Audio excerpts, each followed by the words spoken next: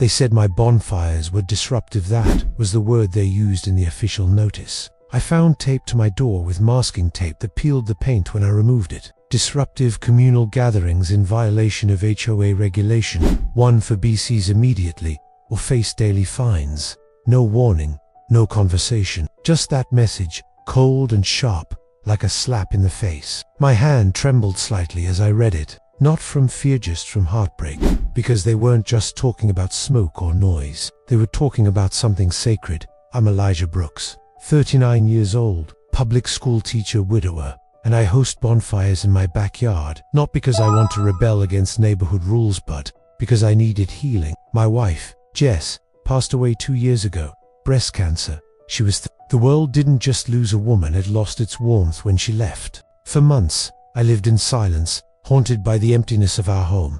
And then one chilly autumn Friday, I built a fire. Just something small in a metal pit we'd bought years ago but never used. I sat by myself with a mug of tea and memories I couldn't quite face. Then, something incredible happened. A neighbor walked by, Nina and her son, Max. Max had a marshmallow stick in his hand and big, curious eyes. "Is this a fire party?" he asked. I smiled for the first time in weeks. "Could be, if you wanted to be." That was the beginning.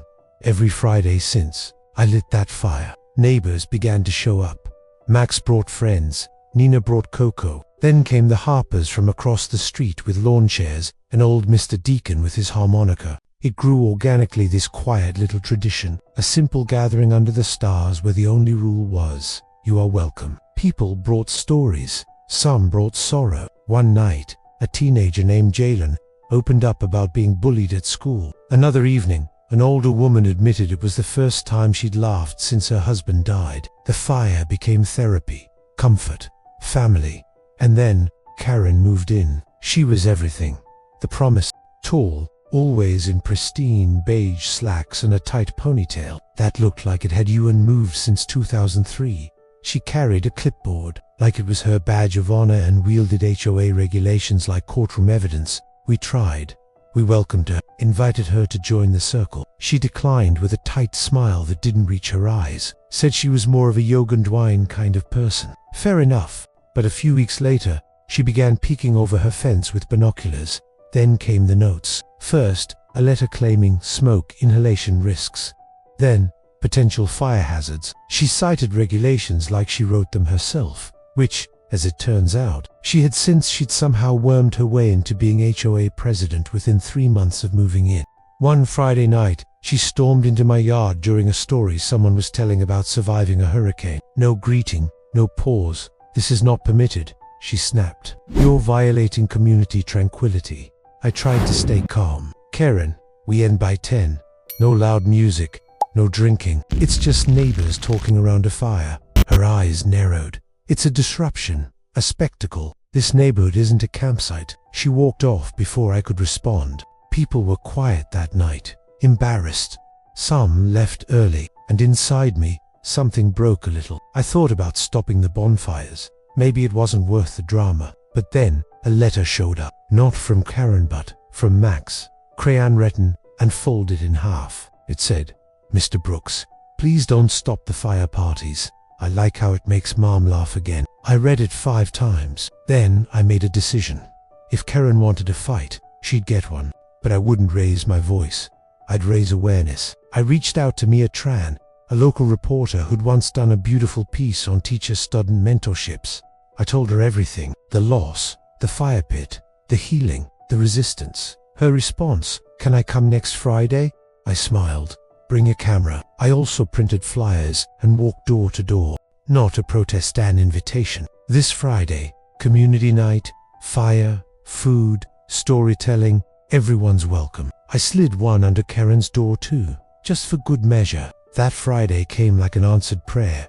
Dozens showed up. Not just neighbors, people from across the city. Families, seniors, kids with glow sticks. We had extra chairs, hot cider, acoustic guitar, and Mia, with her cameraman and quiet questions, weaving between the conversations. She courted all the laughter, the stories, the subtle moments of connection. Even Beacon, my loyal retriever, curled up like a furry guardian near the fire. And then came Karen, storming down her driveway, red-faced and sputtering about permits. She marched right up to Mia, demanding to know who authorized the gathering. Mia coolly handed her a press badge and asked if she had a quote. Karen fumed, then stormed back to her fortress. I handed her a s'more on her way out. She didn't take it. That night, I stood up before the fire and spoke not as a victim, not as an enemy, but as a neighbor.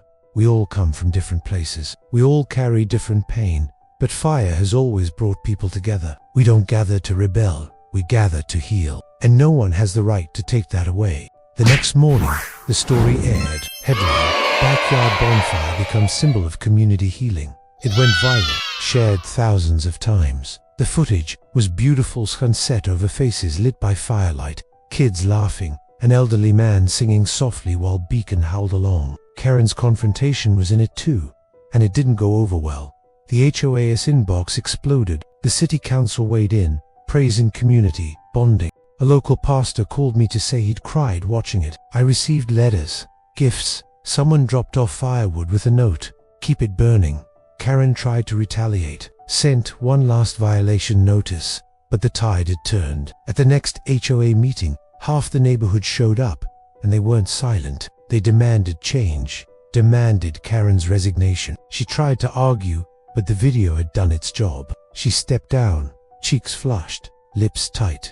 A new president was voted in, a retired teacher named Rose, who showed up at my next bonfire with apple pie and an old campfire story. That was 6 months ago. Now, every Friday, we rotate houses. The fire moves, but the spirit remains. We call it Community Night, and we've even had a few local bands perform unplugged. Kids look forward to it all week. Seniors call it their social hour. And me, I feel like Jess would be proud. Not because I fought back, but because I did it with heart. I didn't light a fire to make noise. I lit it to feel less alone. And I wasn't the only one who needed that warmth. I didn't raise my voice. I raised a flame. And that made all the difference.